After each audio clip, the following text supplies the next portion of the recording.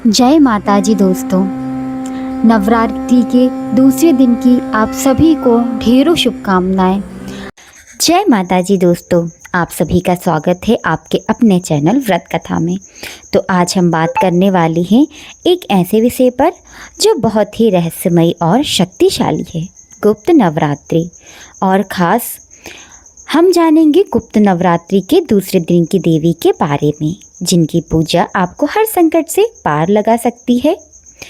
जैसे कि हम जानते हैं, साल में 4 नवरात्रि आती हैं, 2 प्रकट और 2 गुप्त रूप से। चैत और शरदीय नवरात्रि को हम सब जानते हैं, लेकिन आषाढ़ और माघ मास में आने वाली गुप्त नवरात्रि कुछ अलग होती है। उन्हें खास तौर पर ऋषि मुनि और तांत्रिक साधकों के लिए माना जाता है। इनमें 10 महाविद्याओं की गुप्त रूप से साधना की जाती है ताकि मनोकामना पूरी हो और शक्तियों को प्राप्त किया जा सके। और दोस्तों, गुप्त नवरात्रि के दूसरे दिन जिसमें महाविद्या की पूजा की जाती है, वे है स्वयं माँ तारा जी। हाँ, 10 महाविद्याएं में दूसरी महाविद्या जो अपने भक्तों को भवसागर से तारने वाली होती हैं, इनका नाम ही तारा है, जिनका अर्थ है तारने वाली। तो कैसी दिखती है माँ तारा और उनकी महिमा क्या है, आइए जानते हैं।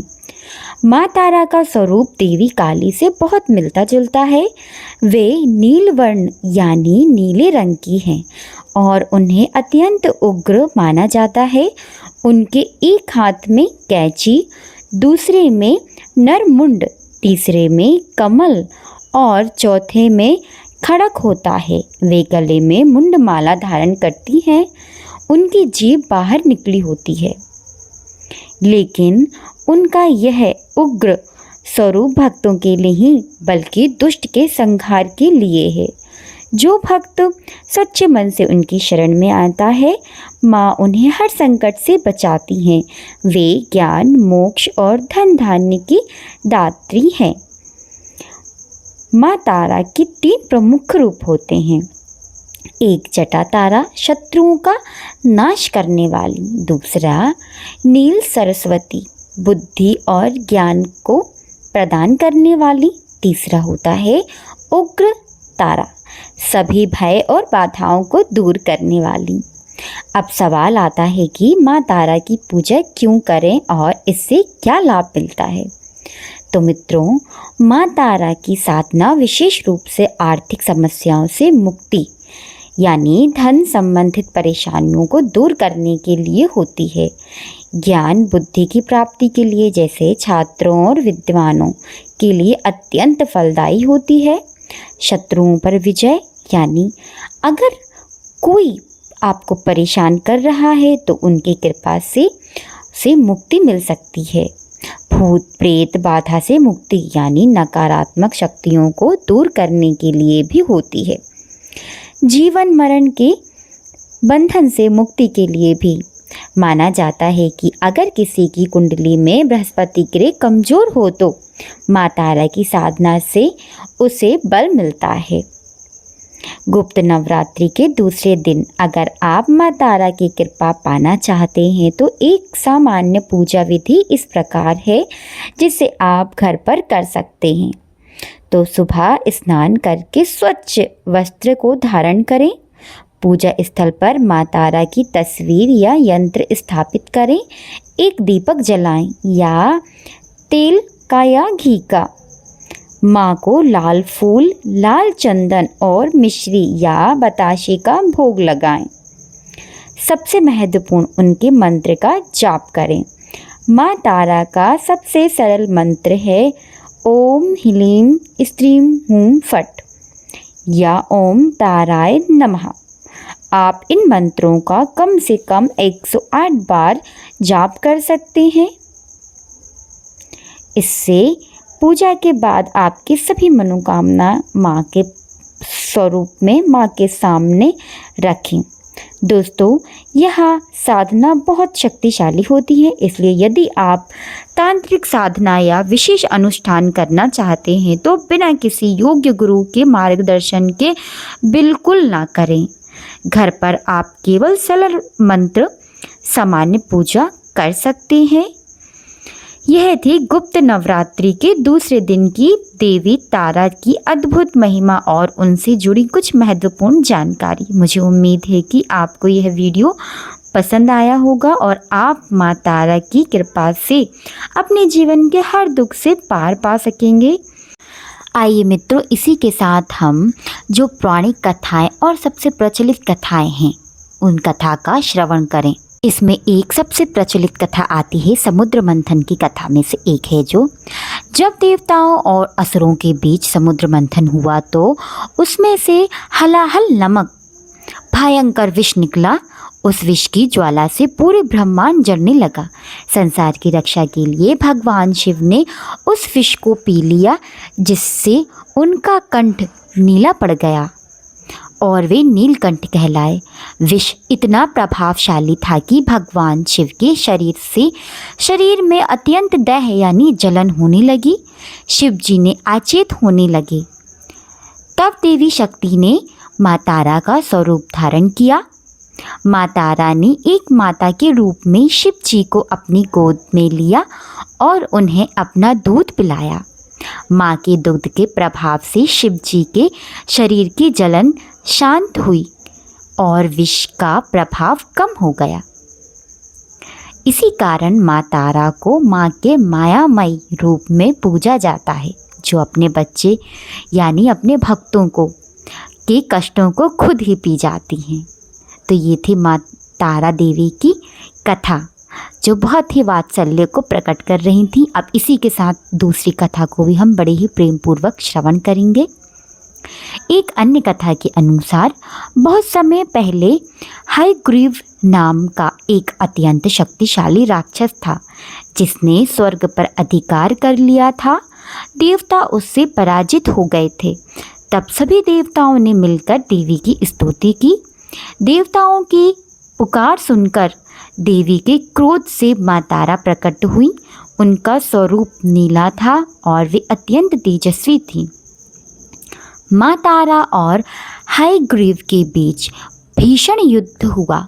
अंत में माँ ने हयग्रीव का वध करके देवताओं को उनका खोया हुआ राज्य वापस दिलाया। तो ये थी कुछ कथाएं।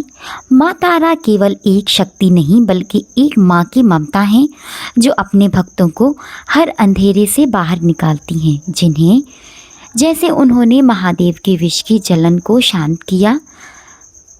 प्रार्थना है कि आपके जीवन के दुखों को भी हर लें। इस गुप्त नवरात्रि में माँ तारा का ध्यान करें और विश्वास रखें, वे आपको भवसागर से जरूर तारेंगे। याद रखिए, जहाँ विश्वास है वही शक्ति है।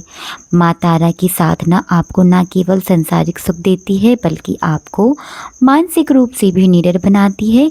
तो आज के दिन पूरे मन से कहें जय माँ तारा देवी की। अगर आपको माँ की यह कथा और जानकारी पसंद आई हो तो आप अपने मित्रों और परिवार वालों के साथ ज़रूर शेयर करें। इसी के साथ संकट कितना भी बड़ा क्यों ना हो, माँ तारा की शरण में आते ही उनका समाधान मिल जाता है। आशा है आज की यह जानकारी आपको आध्यात्मिक सफ़र में मदद करेगी। माँ की कृपा आप सब पर बनी रहे। आज का दिन है तप, त्याग और तपस्या की देवी का। आज हम जानेंगे माँ दुर्गा के उस रूप की कथा जिन्होंने अपने अटूट संकल्प से स्वयं महादेव को भी पा लिया था। जी हाँ, आज हम सुनेंगे माँ ब्रह्मचारिणी की पूरी कथा। ये एक ऐसी कथा है जो हमें सिखाती है कि अगर हमारा संकल्प पक्का है तो दुनिया का कोई भी लक्ष्य हमारे लिए असंभव नहीं है।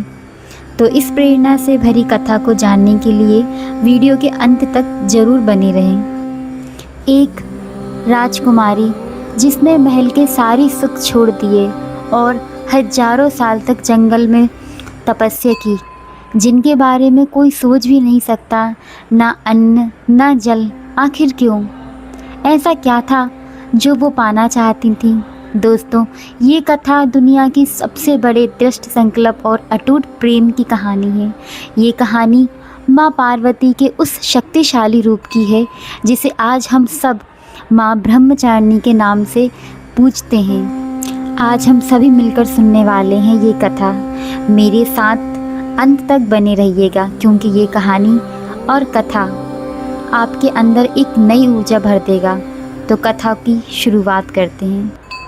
आइए पहले नवरात्रि का दूसरा ब्रह्मचारिणी माँ का दिव्य स्वरूप जान लेते हैं। नवरात्रि के दूसरे दिन देवी दुर्गा के द्वितीय स्वरूप माँ ब्रह्मचारिणी की पूजा और अर्चना की जाती है। ब्रह्म का अर्थ है तपस्या और चारिणी का अर्थ है आचरण करने वाली। इस प्रकार ब्रह्मचारिणी का अर्थ है तप का आचरण करने वाली। उनका स्वरूप परम ज्योतिमय और अत्यंत भव्य है। उनके दाहिने हाथ में जप की माला और बाएं हाथ में कमंडल रहता है। माँ ब्रह्मचारिणी की कथा दृढ़ संकल्प, कठोर तपस्या और असीम भक्ति का प्रतीक है। यह कथा हमें सिखाती है कि सच्चे मन और दृढ़ निश्चय से किसी भी लक्ष्य को प्राप्त किया जा सकता है। आइए जानते हैं पूर्व जन्म की कथा। पौराणिक कथाओं के अनुसार माँ ब्रह्मचारिणी ने अपने पूर्व जन्म में पर्वतराज हिमालय जी के घर पुत्री के रूप में जन्म लिया था। तब उनका नाम पार्वती था। देवर्षि नारद एक उपदेश से उन्होंने भगवान शंकर को पति रूप में पाने का दृढ़ संकल्प लिया।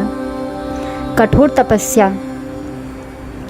भगवान शिव को पति रूप में प्राप्त करने के लिए देवी पार्वती ने अत्यंत कठोर तपस्या का मार्ग चुना। उन्होंने हजारों वर्षों तक केवल फल फूल खाकर तप किया।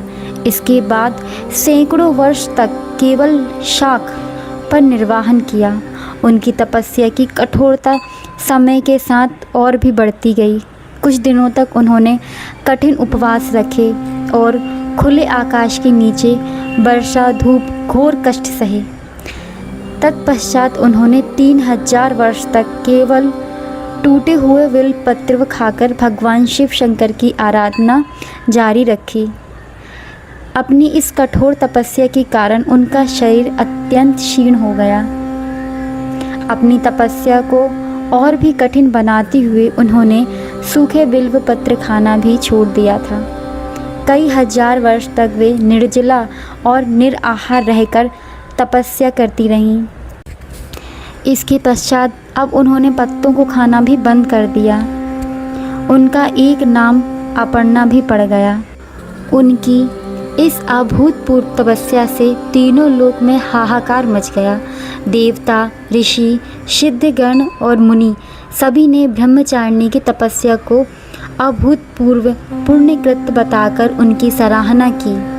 अंत में उनकी एक कठोर तपस्या से प्रसन्न होकर भगवान शिव ने उन्हें अपनी पत्नी के रूप में स्वीकार किया। माँ ब्रह्मचारिणी की उपासना से भक्तों में तप, त्याग, वैराग्य, सदाचार और संयम की वृद्धि होती है। उनकी कृपा से जीवन के कठिन से कठिन संघर्षों में भी व्यक्ति अपने कर्तव्य पथ से विचलित नहीं होता, अतः सफलता को प्राप्त करता है। साधक को तप, त्याग, शांति और संयम की शक्ति मिलती है। जीवन की कठिनाइयाँ और मानसिक अशांति दूर होती हैं। विवाह और दाम्पत्य जीवन में सुख मिलता है। संतान की प्राप्ति और परिवार में सुख समृद्धि आती है। विद्यार्थियों और साधक के लिए यह दिन विशेष लाभकारी है। माँ ब्रह्मचारिणी हमें सिखाती हैं कि जीवन में चाहे कितनी भी कठिनाइयाँ क्यों ना आ जाएं, धैर्य और संयम से सब कुछ संभव है। यदि हम चाहें लक्ष्य को पाने के लिए साधना करें और विश्वास रखें तो ईश्वर अवश्य कृपा करते हैं। माँ ब्रह्मचारिणी की कृपा से आपके जीवन में धैर्य, शांति और सफलता आए। कल हम नवरात्रि के तीसरे दिन माँ चंद्रघंटा की कथा और पूजन विधि जानेंगे। जय माता जी। मिलते हैं नेक्स्ट वीडियो में। तब तक के लिए राधे राधे। पूजा विधि। प्रातः तैयारी। सुबह स्नान कर स्वच्छ वस्त्र धारण करें। पूजा स्थल पर कलश स्थापित करें। माँ ब्रह्मचारिणी की प्रतिमा या चित्र स्थापित करें। सामग्री: सफ़ेद फूल, रोली, चंदन, अक्षत, धूप, दीपक, मिश्री या गुड़ का भोग लगाएं। नारियल और कलश का जल। अब विधि: माँ को गंगा जल या शुद्ध जल से स्नान कराएं। चंदन, रोली, फूल और अक्षत अर्पित करें। दीपक और धूप दीप जलाकर उनकी आराधना करें। भोग में मिश्री अर्पित करें। अंत में उनका ध्यान और मंत्र जपें। ओम देवी ब्रह्मचारिणी नमः। मंत्र जाप करते समय मन में धैर्य, संयम और साधना की भावना रखनी चाहिए।